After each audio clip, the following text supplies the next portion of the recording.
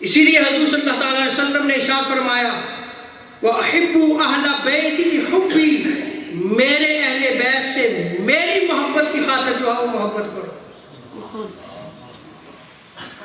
جامع ترمذی مسند حاکم میں اس روایت کو نقل کیا گیا، اور حضرت عبداللہ ابن عباس رضی اللہ تعالیٰ عنہما روایت کو نقل کرتے ہیں۔ اس روایت کو مستدرک حاکم میں نقل کیا گیا، مسند ابو یعلا میں نقل کیا گیا، اور امام مناوی نے فیض القدیر میں نقل کیا۔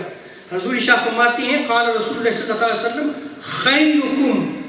خیرکم لأہلی من بعدی، تم میں بہترین وہ لوگ ہیں جو میرے بعد میرے اہل بیت کے لیے بہترین ہیں۔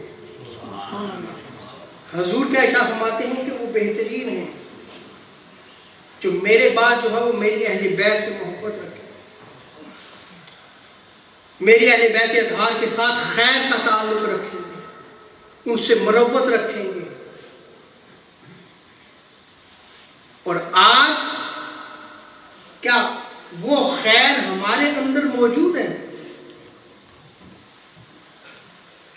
یہ ہر شخص خود سوچے،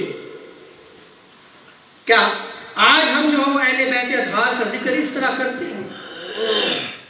ہماری مساجد میں محراب و منبر میں ان دروس کو جو ہے وہ دیا جاتا ہے، اور میں اگر سچی بات کروں تو علماء ڈرتے ہیں بات اللہ ماشاءاللہ۔ اور کس وجہ سے ڈرتے ہیں؟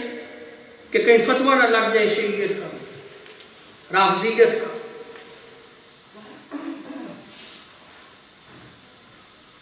اور امام حسن بن علی روایت کرتے ہیں، حضور صلی اللہ تعالی وسلم ارشاد فرماتے ہیں الزموا مودتنا اہل البیت، کہ تم پر ہمارے اہل بیت کی محبت کو لازم قرار دیا گیا ہے۔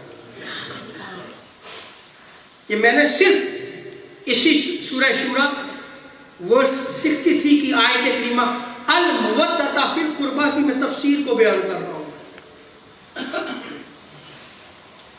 الزموا مودتنا اہل البیت، تم پر لازم قرار دی گئی ہے ہماری محبت اہل بیت اطہار کی۔